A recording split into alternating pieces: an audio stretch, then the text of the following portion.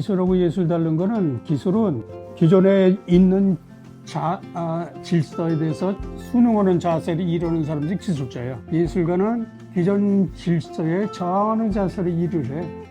여기 산업도시 당연히 그런 걸 완화시키고 좀 순화되려면은 당연히 특히 문화예술 쪽에 좀 신경을 더 써줬으면. 네. 이런 책을 해서 조금 고마운 거 이만큼만이라도 그런데 기여했으면 나는 그걸로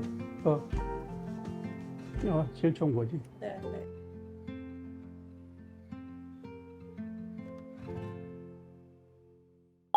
이게 책에서 그림이 느껴지더라고요. 지금도 살아있어. 대덕리 살던 어릴 때 중학교 때 거기서 다 보냈으니까 당정문학교 내가 5학년 때 편집해가지고 중학교 3년 오고 그 어릴 때 자연 속을 그 속에서 살던 게 지금도 여기 머릿속에 그게 박혀 있어요. 그렇게 지금 그래서 예술 하는 사람들은 반드시 자연 속에 시골 생활을 해봐야 된다는 생각을 했어요. 특히 시인도 그렇고 예술인들이 자연 속에서 한번 살아봐야 돼요. 그 어렸을 때 기억이 선생님의 삶을 지금의 삶까지 이렇게 많은 영향을 미치시는 것 같아요. 자연에서 살았던. 있죠. 내가 저기 그 비판 미술로다가 나이 50대니까 자연으로 가고 싶다는 게 그때 그 중학교 때 그 동네 다니면서 수채화를 했거든. 중학교 네네. 때. 그걸로 가고 싶은 소나무로 간 거 그런 동기가 있어. 시골 살던 그 시골에 살던 그런 기억들이 인생 동안 붙어 있어. 그런 미련이 있으니까 저기 저 순성 암산 꼭대기에다가 작업장치. 맞아요. 서울서 와서 집 짓는 게 무슨 비용도 들고 보통 짓는 데는 길 사정이 또 허락해야지 집을 질 수 있어. 진입도 있어야. 그러니까 전부 어물거리고 있으니까 내가 예술인 말이라고 당진 여기 신문에도 나오고 막 그럴 정도로 이거 그냥 있으면은 뭐 여기 비난받을 것 같아. 그래가지고 내가 빨리 지었어. 나는 2000년에 저기 공사를 했어요. 네네. 그리고 2001년에 입주를 한 거야. 나락도 먼저 들어와야겠다.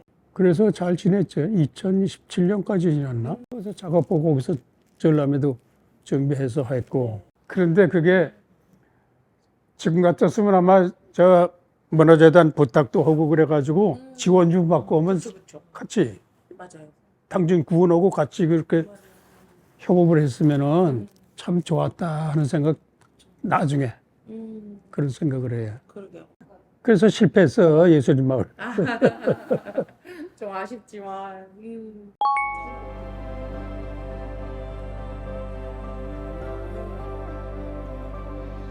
그럼 작품 활동은 어떻게 계속 하고 계세요? 지금은 작품 큰 작품 못 하고 그 아파트 조그만 데니까 이제 혼자 소품은 거의 저 취미생활 저 시간 때우기로 하고 계속 소나무는 계속 그리시는 건가요? 거기서 또 내년에 6월 15일 날 또 저 개인전 또 예약이 돼 있어요. 2월 달에. 6월에 6월.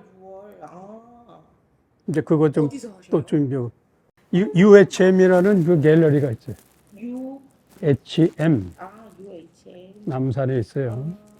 여기서 또 6월에 음. 예정돼 있으시고. 그래서 이제 그거 또 준비해. 하지만 화가 경쟁으로서 또 다른 느낌들을 가지셨을 것 같은데 어떠셨어요?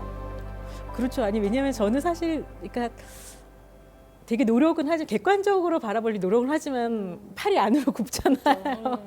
예, 그러니까 그게 되게 어려운데 이렇게 책이 나온다는 거는 그래도 그만큼의 사회적으로도 가치를 인정을 받고 계시구나. 네. 예, 지역적으로 뭐 사회적으로 뭐 예술적으로 예, 그래서 사실 힘이 되죠. 그러니까 예. 있죠, 당연히 있지. 나는 저 테마가 좀 강했거든. 처음에 문맹 시리즈라는 거는 젊을 때니까 그 비판 정신도 있고 4.19부터 치르고 막 네. 군사정권 때 데모들 하고 그런 세대니까 그때는 비판 정신이 한참 있고 논문도 그런 거에 대해서 쓰고 미술에는 이제 두 가지 큰 의미가 있어. 하나는 제일 보편적인 게 장식적인 의미. 여기저기 기록적인 거 붙이고 무슨 이쁜 그림들인데 다른 하나는 현실 참여적인 우리가 그 얘기하듯이 발언의 의미. 발언하는 것 소통을 하는 의미로서 이제 그런 참여 미술사에 있어. 전부 세계 미술사에 다 그런 역사가 있어요. 근데 한국 미술을 공부했었는데 대학원 때도 논문을 한국에만 없어. 그럼 비판적인 것 또는 그 현실에 대해서 삶의 문제를 들고 나오는 미술이 한국에서 없었어. 네. 전부 예쁜 장식적인 또는 기록적인 건 있는데 우리 현실에 대한 그런 그림이 한국 미술사가 없어. 우리 선배들도.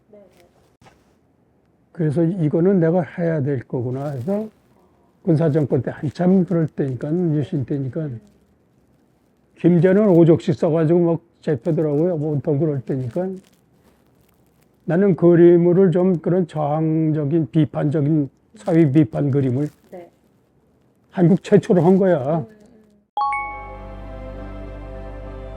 이것 때문에 소나무를 시작한 거야. 왜냐하면 비판 미술도 네. 하게 된 원래 동기는 우리 어릴 때부터 미국 사람들 무슨 미국이면은 우상이야 우상. 뭐 그게 뭐 우리 도달할 수 없는 엄청난 동경의 대상이고. 동경의 대상인데 너무 서양 쪽에 쏠려 있었어. 모든 정신과 뭐. 그래서 내가 그 논문 쓰면서 우리 거는 우리 걸 찾아야지. 한국 사람들은 너무 일제당했지 뭐 전쟁 때 그랬으니까 우리 거를 해야 된다. 우리 걸 찾자 해서 사회비판 미술도 그래서 한 거고. 그거 하다 보니까 그거 사회비판 미술을 하던 게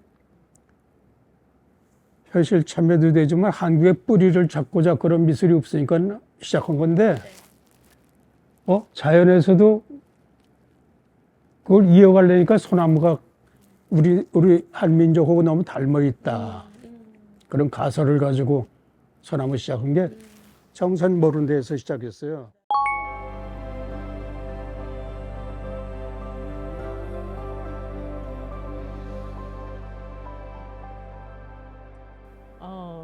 그쵸. 어릴 때는 왜냐면 아버지가 뭐 해골이라든지 약간 되게 사회 비판적이고 되게 어두운 시대를 사셨기 때문에 근데 어두운 시대를 살아도 어릴 때는 모르잖아요. 예, 이게 어두운 시대인지 아닌지 아기 때는 모르니까 맨날 해골 막 도깨비 막 죽음을 연상하는 그런 그림들. 네. 예, 그러니까 어릴 때는 색깔도 막 되게 어둡고 강하고 하니까 무서운 거예요. 그걸 보고 있으면은. 근데 이제 시간이 지나고 지금은 그 당시에 그걸 그리셨으려면 정말 용기가 맞아요. 용기가 상당한 용기가 있지 않으면은 그리지 못하는 거고. 정부 기관원들 모여서 만나니까 그런 그림 왜 그리느냐 그러는데 왜 그런 그림을 하는지 자꾸 저기 회유를 하는데 네. 아니 당신들이 얘기하는 건 밝은 거, 빛 그런 쪽만 그리지만 빛이 있어 반드시 어두운 그림자가 있고 그늘이 있다. 그럼 그늘 그린 건 나쁘고 햇빛만 그린 거면 쫑꾸냐. 근데 무슨 할 말이 있어 그런 얘기인데 빛만 그리면 빛에 따른 그림자도 있고. 맞아요. 그렇게 해서 뭐 그냥 그런 시대야. 뭐 내 주위에도 끌려 들어와서도 혼돈하고 그런 시대니까.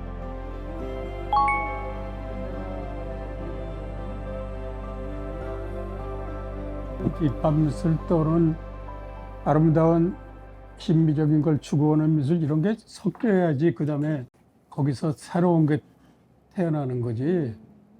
그냥 난 획일주의를 제일 싫어하거든. 다양성을 좋아하고 네. 예술가는 자유로워야 되고 하도 물질 생산되다 보니까 돈 오고 바꾸는 그림들 자꾸 하려니까 그림이 이뻐지고 장식적이고 화장을 많이 해 그림에.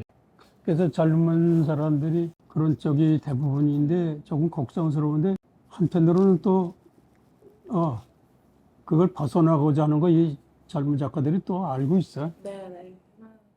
기본 질서에 저항하는 자세로 일을 하는 게 예술가고 네. 기술자하고 예술하고 옛날에 같았었거든. 네.